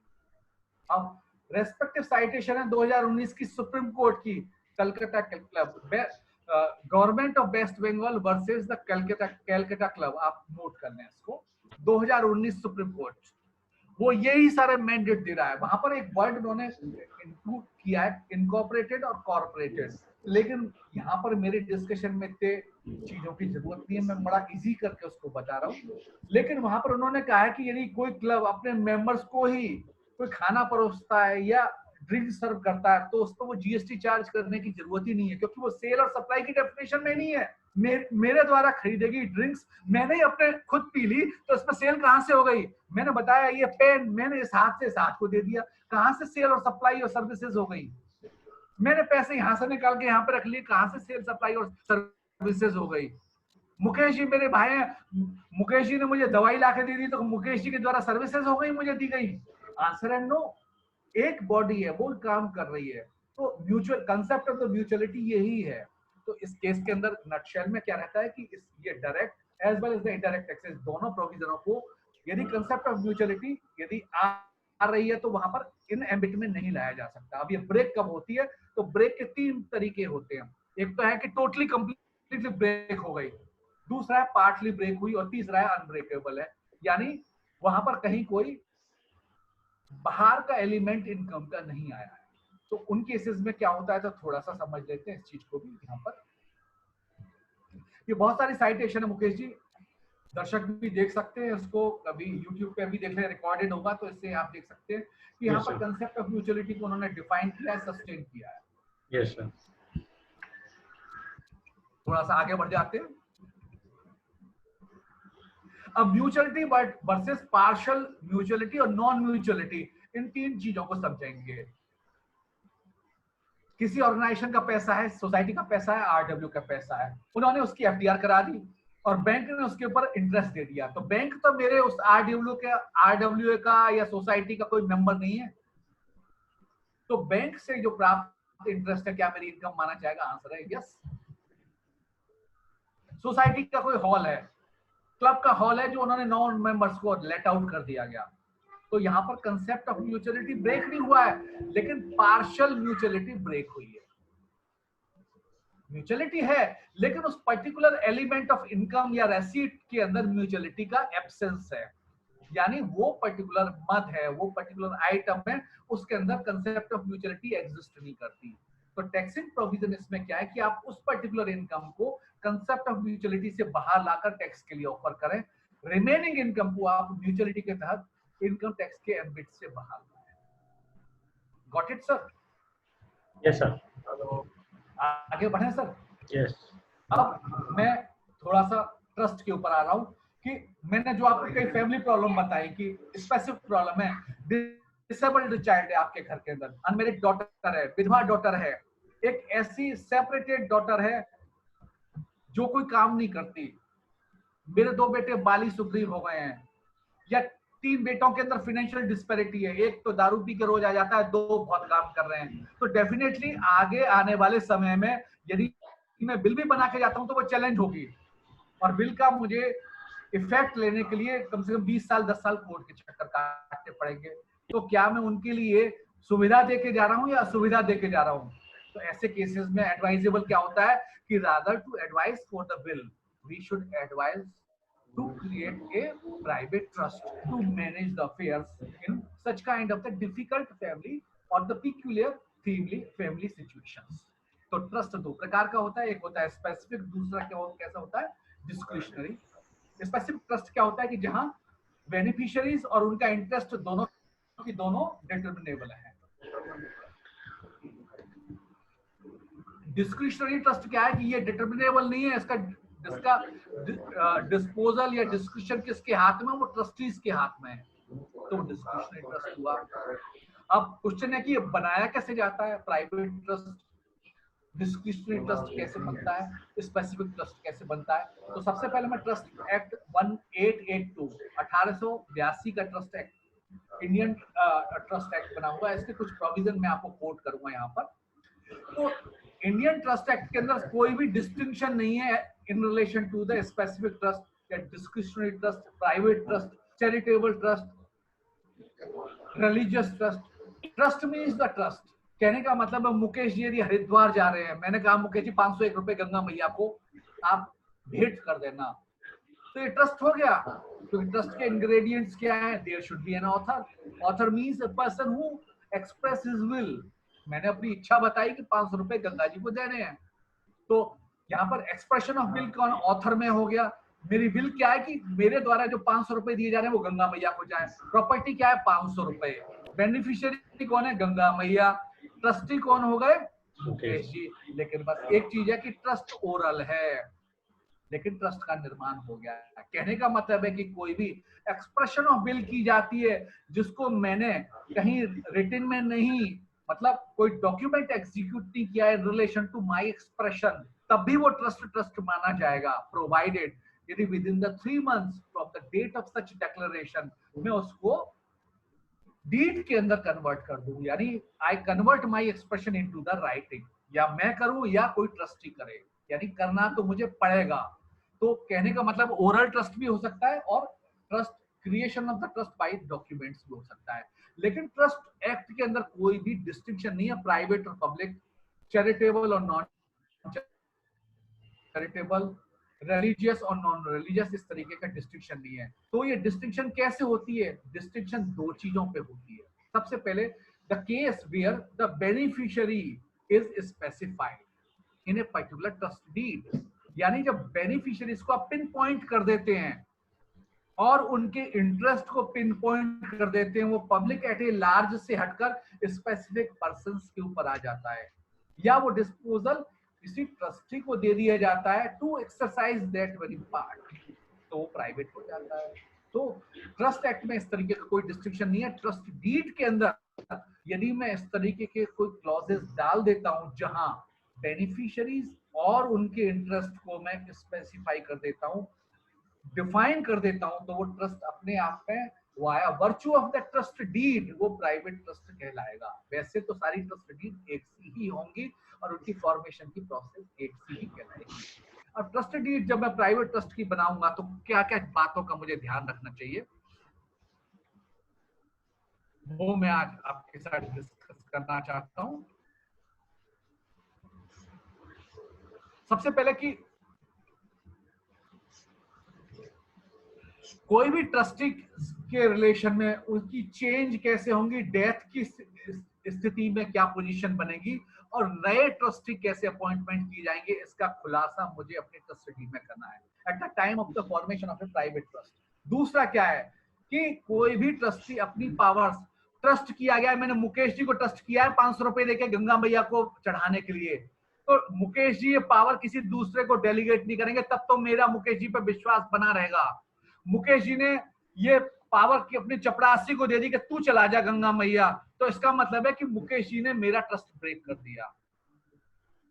तो ये ट्रस्ट का बहुत मेन इंग्रेडिएंट्स है। यानी मैं अपनी ट्रस्ट डीड के अंदर इस तरीके के क्लॉज लगाऊंगा कि जो ट्रस्टी हैं वो अपने पावर्स को खुद कैरी करेंगे, खुद एक्सरसाइज करेंगे, किसी को डेलीगेट नहीं करेंगे। तीसरा जो मेन इंग्रेडिएंट्स जो ट्रस्ट डीड के अंदर होना चाहिए वो क्या है कि जब वो अपनी पोजीशन को एक्सेप्ट कर लेंगे तो उसके बाद उसका त्याग करेंगे, तो उसके बारे में खुलासा मुझे अब उस ट्रस्ट डीड के अंदर करके देना है कि किन स्थिति में अपने ट्रस्टीज अपनी पोजीशन से हटेंगे।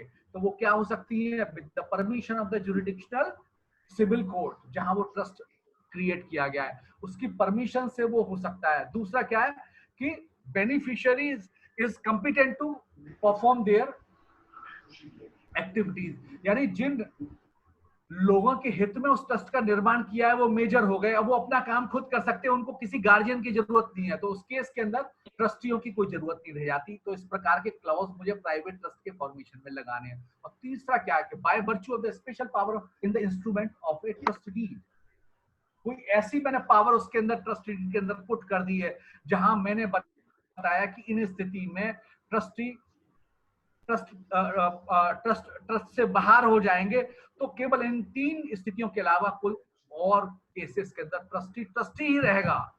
ये चीज मुझे बतानी ही पड़ेगी अपनी ट्रस्ट डीड के अंदर। तो ट्रस्ट डीड बनाते समय किन किन चीजों को मुझे ध्यान रखना चाहिए, तो मैंने ये 3 चीजें बताई जिनका आपको ध्यान रखना है, और यही चीज आपको डिस्टिंक्ट करेगी from private, public, charitable, non charitable और so many type of the trust, discretionary और स्पेसिफिक। इन्हीं चीजों से ये सारा आपको डिस्टिंक्शन मिलेगा। ट्रस्ट का समापन कब होगा ये मुझे ट्रस्ट डीड के अंदर बताना है। तो जनरली क्या होगा कि जब पर्पस, मुकेश जी गंगा मैया पहुंच गए, 500 रुपए इन्होंने गंगा मैया को चढ़ा दिए, पुजारी जी को भेंट कर दिए, तो ट्रस्ट का समापन हो गया, क्योंकि पर्पस जो था वो गंगा मैया को 500 रुपए देने तक था। तो moment the purpose is fulfilled, trust समापन हो जाएगा। या ऐसा कोई पर्पस मैंने बताया वो अनलॉफुल हो जाए, कल सरकार ये कह दे कि गंगा मैया को 500 रुपए चढ़ाना अपराध है, तो उस केस के अंदर इवन दो मुकेश जी को मैंने ट्रस्टी बना दिया 500 रुपए के लिए, वो मेरा ट्रस्ट ऑटोमेटिकली वो समाप्त माना जाएगा, डिसॉल्व माना जाएगा, क्योंकि जो उसका पर्पस था वो अनलॉफुल हो गया, अगेंस्ट द पब्लिक पॉलिसीज हो गया। ठीक है सर, तो ये सब चीजें मुझे पब्लिक और प्राइवेट ट्रस्ट के फॉर्मेशन के समय मुझे याद रखनी है। स्पेसिफिक और डिस्क्रिशनरी ट्रस्ट में मैंने बताया, स्पेसिफिक ट्रस्ट के अंदर बेनिफिशियरीज का जो शेयर है वो स्पेसिफाई होगा। डिस्क्रिशनरी ट्रस्ट के अंदर ये जो राइट है वो किसके पास में पहुंच जाएगा, वो ट्रस्टीज के पास पहुंच जाएगा। यही डिस्टिंक्शन मेरे ट्रस्ट को स्पेसिफिक और डिस्क्रिशनरी बनाएगा। अब टैक्सिंग प्रोविजन कैसे इसके ऊपर लगेंगे, तो रेलेवेंट सेक्शन जो मेरे साथ है वो सेक्शन 161 और 165 सबसे ज्यादा इंपॉर्टेंट है in case of a specific trust. तो ध्यान रख लेंगे, स्पेसिफिक ट्रस्ट में क्या है कि बेनिफिशियरीज का शेयर नोन है, बेनिफिशियरीज पता है कौन कौन है जिनको बेनिफिट उस ट्रस्ट की प्रॉपर्टी से होना है। तो असेसिंग ऑफिसर के पास 2 पावर हैं, या तो वो ट्रस्टीज के हाथ में उस ट्रस्ट को असेस कर दे, या उसको बेनिफिशियरीज के हाथ में असेस करे। ट्रस्टीज के हाथ में असेस करेगा तो उसको बेनिफिशियरीज का ध्यान रखना है कि बेनिफिशियरीज का क्या स्टेटस है।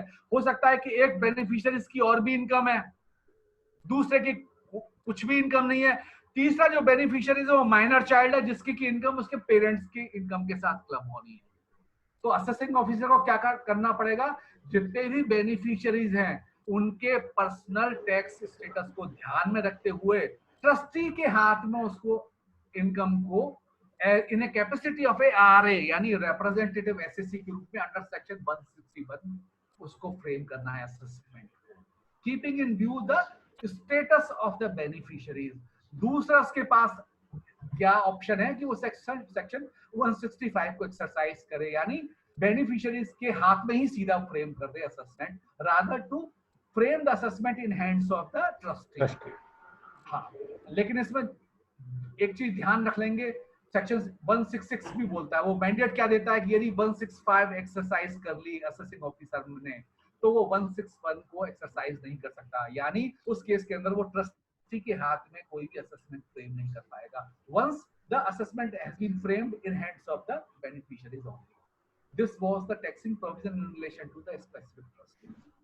और स्पेसिफिक ट्रस्ट का वो ब्रांड जो कोई बिजनेस नहीं कर रहा है, यदि स्पेसिफिक ट्रस्ट कोई बिजनेस कर रहा है तो उस केस के अंदर ट्रस्ट के ऊपर जो टैक्स लगेगा वो एमएमआर से लगेगा। डिस्क्रिशनरी ट्रस्ट जितने भी है, चाहे वो बिजनेस कैरी कर रहे हैं या नहीं कर रहे हैं, दोनों केसेस के अंदर टैक्स के ऊपर जो टैक्स लायबिलिटी आएगी वो एमएमआर से लगेगी।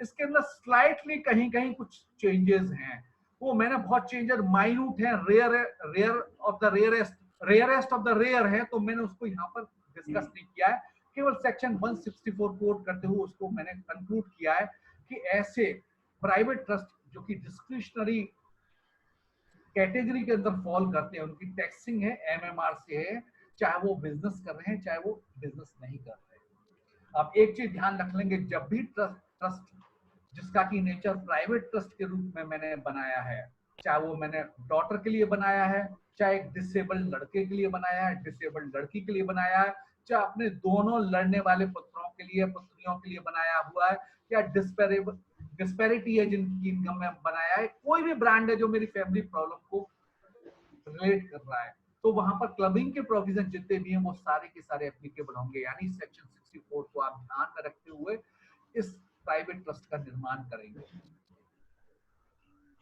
अब लास्ट जो मेरा ब्रैकेट आ जाता है उस पर आ जाता हूं कि कोई एक इंडिविजुअल है, liability in the special cases, वो या तो मर जाएगा बगैर बिल किए हुए या बिल करके मरेगा। तो ये तो सिचुएशन है मुकेश जी। Yes sir. तो जब कोई बगैर विदाउट एनी बिल किसी की डेथ हो जाती है तो उस केस के अंदर उसकी प्रॉपर्टी की देखभाल कौन करेगा? एडमिनिस्ट्रेटर करेगा, और एडमिनिस्ट्रेटर का अपॉइंटमेंट कौन करेगा? कोर्ट करेगी। लेकिन यदि उसने विल किया तो विल के अंदर वो क्या करेगा? एग्जीक्यूटर बनाएगा कि कौन उस विल को इफेक्ट देगा, यानी उसको सही जामा कौन पहनाएगा, कपड़े कौन पहनाएगा? कपड़े पहनाएगा एग्जीक्यूटर, यानी उसको लीगल इफेक्ट कौन दिलाएगा? एग्जीक्यूटर दिलाएगा। इसमें कई सारे फ्लेवर हो सकते हैं कि मैंने बिल तो एग्जीक्यूट की लेकिन बिल वो इनवैलिड थी। बिल पे मैं ज्यादा बात नहीं करूंगा क्योंकि ये अलग प्रवचन हो जाएगा इसके ऊपर। बिल इनवैलिड थी। आपने शेयर को बंद किया है क्या?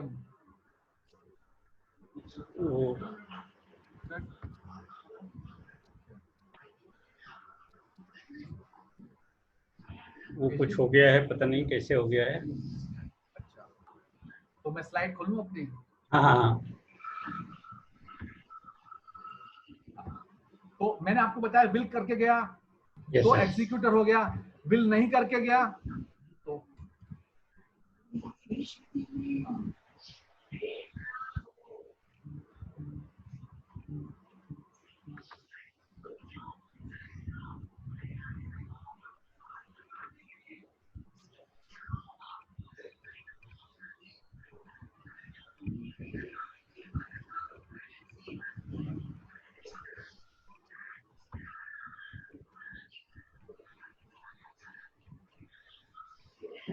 बिल करके गया तो एग्जीक्यूटर हुआ, नहीं बिल करके गया एडमिनिस्ट्रेटर हुआ।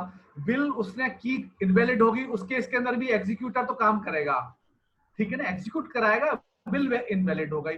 कई दफे क्या होता है कि एक व्यक्ति के पास एक से ज्यादा संपत्ति होती है और अलग अलग संपत्ति के लिए वो अलग अलग बिल करके चला जाता है, तो उस केस के अंदर एग्जीक्यूटर की जो तादाद है वो ज्यादा हो जाती है, एक से अधिक तादाद हो जाती है। तो अलग अलग फ्लेवर थे जिसको कि मैंने स्लाइड में बताया है। तो ऐसे केसेस के अंदर जो तीसरी स्लाइड है वो सबसे इंपॉर्टेंट है, जहां मेरा फोकस है कि लाइबिलिटी इन स्पेशल केसेस क्या है, कि एक से अधिक संपत्ति है और एक से अधिक एग्जीक्यूटर है। तो इस केस के अंदर क्या है कि बीओआई हो गया क्योंकि एग्जीक्यूटर हो गए 3, एग्जीक्यूटर हो गए 2, लेकिन संपत्ति किस व्यक्ति की थी? एक व्यक्ति की थी। तो यहाँ पर बीओआई का स्टेटस होगा उस इंडिविजुअल का after the death till the disposal of the property. Mukesh ji आप देख पा रहे हैं ना? यस सर, यस मैं देख रहा हूं। After the death till the disposal of the property, जो बीच का गेस्टेशन पीरियड है उसमें कितने लोग काम कर रहे हैं? 2, क्योंकि 2 एग्जीक्यूटर हैं। 3 भी हो सकते हैं, 4 भी हो सकते हैं, 5 भी हो सकते हैं। तो ऐसी स्थिति में क्या है कि बीओआई बन जाएगा और उसकी रिटर्न बीओआई के रूप में जाएगी, लेकिन टैक्सिंग प्रोविजन कैसे लगाएंगे? As an individual. बहुत रेयरेस्ट प्रोविजन है, लेकिन यहाँ पर चूंकि बीओआई पर मैं बोल रहा हूं तो जितने भी पॉसिबल फ्लेवर हो सकते थे उनको मैंने यहाँ पर कवर करने का प्रयास किया। तो कहने का मतलब है यदि कोई मर भी जाता है, व्यक्ति मृत भी हो जाता है, उसकी डेथ भी हो जाती है, टैक्स अथॉरिटी और टैक्सिंग प्रोविजन उसके साथ नहीं मरते, वो चालू रहते हैं। तो ये कुछ मेरे व्यूज थे relation to the BOI and AOP. आशा है आपको पसंद आए होंगे। इससे रिलेटेड कोई भी यदि क्वेश्चन हो तो आप उससे पूछ सकते हैं। कोई भी बात आपको अच्छी लगी हो तो credit goes to my Guru doctor Rakesh Gupta ji, और कोई बात नहीं समझ में आई हो तो वो मेरा दोष है, मेरा फॉल्ट है कि मैं इतना कैपेबल नहीं हूं कि मैं आपको समझा पाया। With this word I will like to say that thanks to the Global Chamber of the Commerce for affording an opportunity to share my views on this topic. मैं सभी पार्टिसिपेंट से एक बार करता हूं आग्रह कि अगर उनका कोई क्वेश्चन है तो वो क्वेश्चन आंसर इसमें टैब में लिखें। और एक क्वेश्चन है सर, मैं वो ले लेता हूं तब तक। If a father makes a will in favour of his disabled major child, then what is the problem? Whether trust is still required? Sir मैं मैंने बताया कि बिल, सबसे पहले तो ध्यान रखना कि बिल स्टैंडर्ड कंडीशन में है। आपने ये मुझे नहीं बताया कि आपने उस फैमिली की सिचुएशन क्या है। अब सिचुएशन के 2 फ्लेवर हो सकते हैं, 3 भी हो सकते हैं। Yes sir. मुकेश जी सुन रहे हैं ना आप मुझे? क्योंकि जिन व्यक्ति ने प्रश्न पूछा है उन्होंने पोजीशन नहीं लिखी। अब एक यहाँ पर ये सिचुएशन हो सकती है कि एक डिसेबल्ड चाइल्ड है और दूसरा चाइल्ड लड़का है, लड़की वो एबल्ड है। अब ऐसी स्थिति में क्या होता है कि कई दफे जो आदमी भला चंगा है वो अपंग व्यक्ति के जीवन के लिए बाधा बन जाता है। यदि स्टैंडर्ड कंडीशन है बिल आपकी काम करेगी, स्टैंडर्ड कंडीशन नहीं है तब आपको ट्रस्ट पे आना पड़ेगा। मेरा कहने का मतलब ये है, स्टैंडर्ड कंडीशन है तो बिल चलेगी, लेकिन जब 2 जगह झगड़े होने की संभावना है, आपको लगता है कि मेरे मरने के बाद तो मेरा जो दूसरा बेटा है वो पहले बेटे का ध्यान नहीं रखेगा क्योंकि वो अपंग है, तो ऐसे केसेस में आपको केयर टेकर कोई बाहर का व्यक्ति बनाना पड़ेगा, आपको प्राइवेट ट्रस्ट बनाना पड़ेगा। यदि स्टैंडर्ड कंडीशन है तो बिल काम करेगी। ये उन्होंने ही, लक्ष्मीकांत जी ने ही, जिनका ये सवाल था, उन्होंने ही लिखा है डिजेबल्ड सन प्लस एबल्ड अनमैरिड डॉटर, अगर ऐसी सिचुएशन हो तो। नहीं तो बात यहाँ पे सिचुएशन आपने पर्सन्स की दी है, सर्कमस्टांसेस की सिचुएशन मुझे नहीं बताई है। मैंने जितने भी केस आपको बताए थे सर्कमस्टांसेस बेस्ड बताए हैं। कि बाली और सुग्रीव 2 पुत्र हैं, जब छोटे साहब घर से खाना खा के चले जाते हैं तब बड़े साहब डाइनिंग हॉल पे प्रवेश करते हैं। ऐसे केस में विल कैसे काम करेगी? तो ऐसे केस में यदि आप मुझसे पूछेंगे दोनों भाइयों में बिल्कुल राम और श्याम जैसी जोड़ी है तो मैं सबसे पहले कहूंगा क्या बिल करिए। राम श्याम जैसी जोड़ी की जगह बाली सुग्रीव है, तभी तो मैं प्राइवेट ट्रस्ट की बात कर रहा हूँ ना सर। राम श्याम की पोजीशन पे बात नहीं कर रहा हूँ सर। तो आप उनसे पूछिए कि जो डिसेबल्ड है और जो डॉटर है उनके बीच के रिलेशन और पॉसिबिलिटी क्या है। पॉसिबिलिटी भ्रष्ट है, ट्रस्ट पे आइए। पॉसिबिलिटी भ्रष्ट नहीं है तो आप बिल कर रहे हैं वो ठीक कर रहे हैं। यस सर, सिचुएशन देखना पड़ेगा। और एक मनोज जी का एक क्वेश्चन है, क्वेश्चन नहीं, उन्होंने पूछा है what is the tax planning in private trust. Sir tax planning तो पहले सिचुएशन को आप हैंडल करो तब टैक्स प्लानिंग पे आइए। सिचुएशन हैंडल के बाद टैक्स प्लानिंग होगी। टैक्स प्लानिंग के हिसाब से सिचुएशन नहीं बनाई जाएगी। हम लोग क्या है कि प्लानिंग, अवॉइडेंस और एविजन तीनों को एक लाइन में खड़ा कर देते हैं। प्लानिंग क्या होती है? प्लानिंग अपने आप होती है। प्लानिंग के साथ लेजिटिमेट इंटेंट चाहिए और मोडस ऑपरेंडी भी लेजिटिमेट होती है, तो प्लान अपने आप ही हो गया। अब आपके यहाँ पे जो मुझे लग रहा है कि मोडस ऑपरेंडी आई तो वो चाहते हैं लेजिटिमेट हो, लेकिन इंटेंट उनकी क्या है? जो भी सवाल आपसे कर रहे हैं कि उनके पास कहीं अनअकाउंटेड मनी है जिसको वो पार्क प्राइवेट ट्रस्ट में करना चाहते हैं। नेवर माइंड, लेकिन क्वेश्चन की जो फ्लेवर है वो यही आ रहा है। तो ऐसी चीज के लिए प्लानिंग शब्द का आप इस्तेमाल ना करें सर। Yes sir. कई लोग बोल रहे हैं ये स्लाइड आप शेयर कर दें। तो स्लाइड वैसे मैंने बता दी है, बाकी मैं आपको मेल कर दूंगा, आप इसको सर्कुलेट कर देंगे। आपसे मांग ले, मैं क्या बताऊंगा सर। मैं तो आपका कथावाचक हूँ, कथावाच के चला जाऊंगा इधर।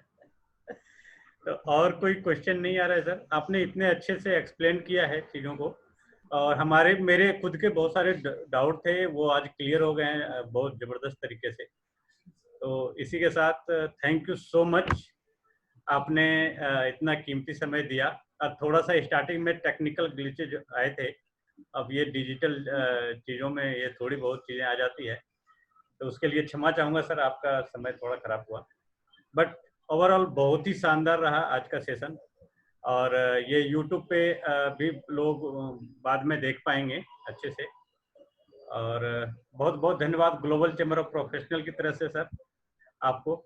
और मैं बहुत रिक्वेस्ट करूंगा कि जल्दी ही हमारे बहुत सारे जो मेंबर्स हैं उनका एक तो यही था कि टैक्सेशन ऑफ HUF, तो लेकिन एक साथ दोनों नहीं हो सकते थे, बहुत ज़्यादा लंबा हो जाता सेशन। तो मैं आग्रह करूंगा सर किसी दिन टैक्सेशन ऑफ HUF पे आप जरूर हमें समय दें सर। आप HUF के साथ सक्सेशन एंड HUF दोनों yes, succession and HUF, yes sir. Succession planning भी हमें सीखनी है, इसके भी बहुत सारे हमारे पास क्वेरीज हैं। तो thank you so much sir आज के लिए। नमस्कार, थैंक यू आप सभी पार्टिसिपेंट का जो अभी तक हमारे साथ जुड़े हुए हैं, और हम आगे के सेमिनार में आपको इनवाइट करेंगे।